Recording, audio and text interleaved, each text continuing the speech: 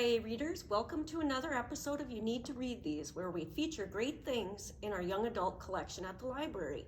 We recently talked about books that were set in the West in the United States as a way to travel somewhere without ever having to leave your house. And today, we're going to be talking about books that are set in the Eastern United States. All right, so the first title is Bittersweet in the Hollow by Kate Pearsall, and this is book one of a series. This one centers on Lyndon, who has special powers, and with her family, her sisters and her mom and her grandma, they own a cafe.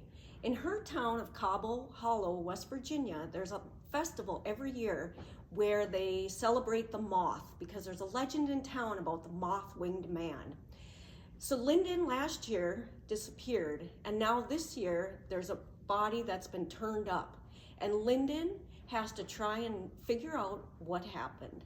It's creepy, suspenseful, and the setting in West Virginia is actually, it seems like a whole character in the book.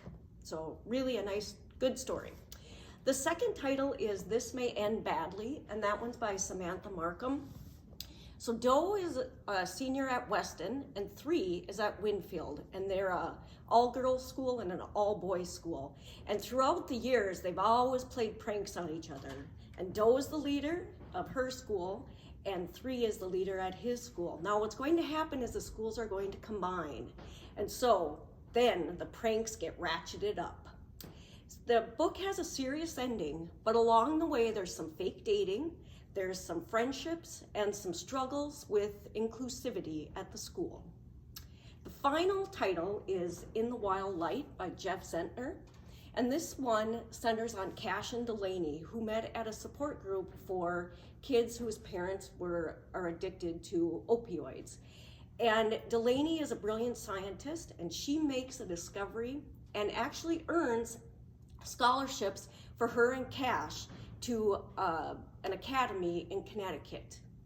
Now, they go to the school, and then from there the story takes off.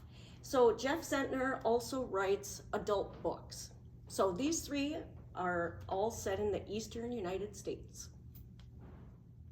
From coastal villages to historic boarding schools or haunting forests, we've got lots of stories in the YA area that can give you an idea of what the East Coast feels like. So stop in and take a look around the collection. And if you don't find what you're looking for, just ask.